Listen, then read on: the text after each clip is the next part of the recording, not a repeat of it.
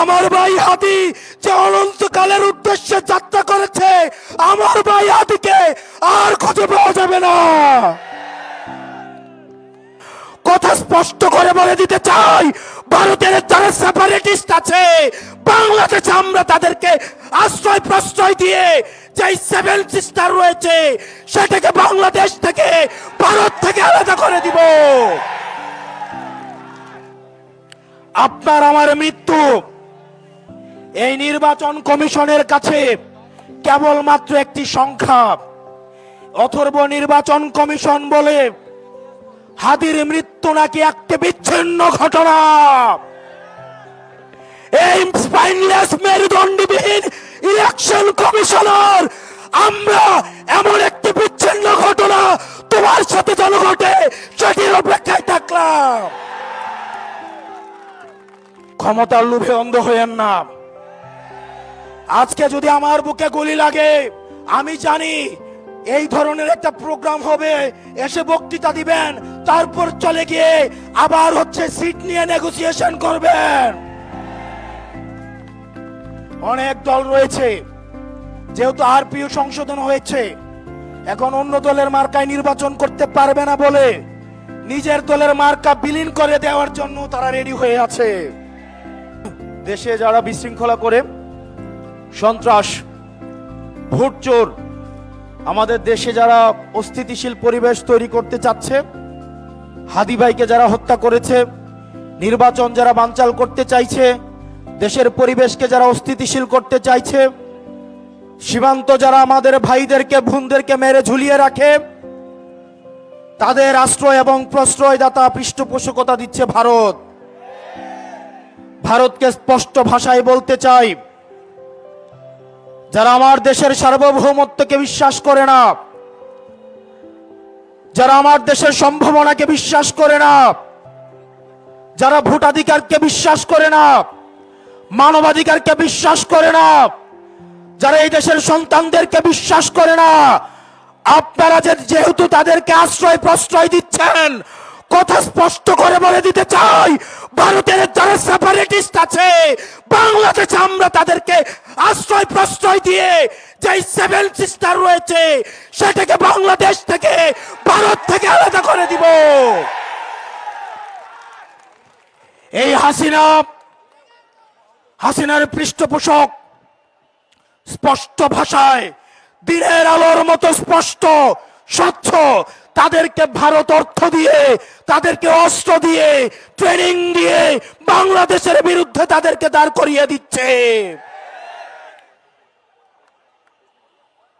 আমাদের ভারতের বিরুদ্ধে একটি পার্শ্ববর্তী দেশ বলার কোনো সুযোগ নাই। আপনার জবানে স্পষ্ট করতে হবে, এই বাংলাদেশকে ভারত একটা ফিলিস্তিন বানাইতে চায়।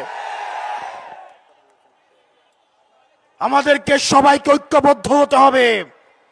ক্ষমতার জন্য, গদির জন্য, মন্ত্রণালয়ের জন্য যারা দিল্লিকে কিবলা দিচ্ছে, এই বাংলাদেশের স্বাধীনতা তারা তৃতীয়বারের মতো বিক্রি করে দেওয়ার প্রস্তুতি নিচ্ছে।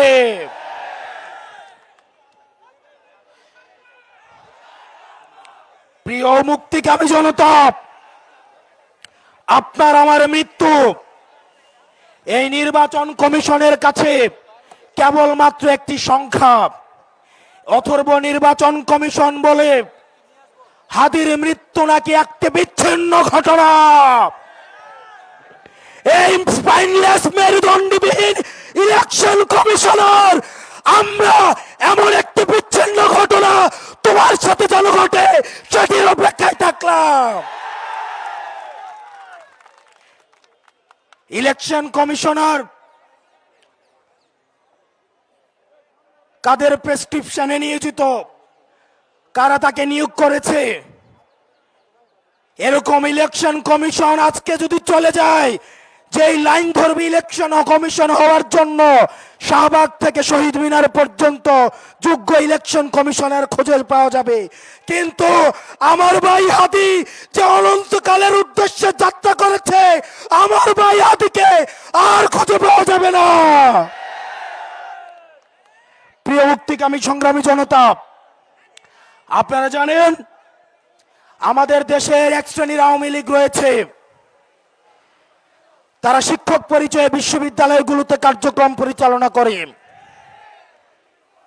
যারা টকশোজীবী নামে হচ্ছে টেলিভিশনগুলোতে হত্যার বৈধতা উৎপাদন করে, যারা নাট্যকর্মী পরিচয়ে, যারা নাটক সিনেমাতে আমাদের মতো সংগ্রামী মানুষের মৃত্যুর বৈধতা উৎপাদন করে,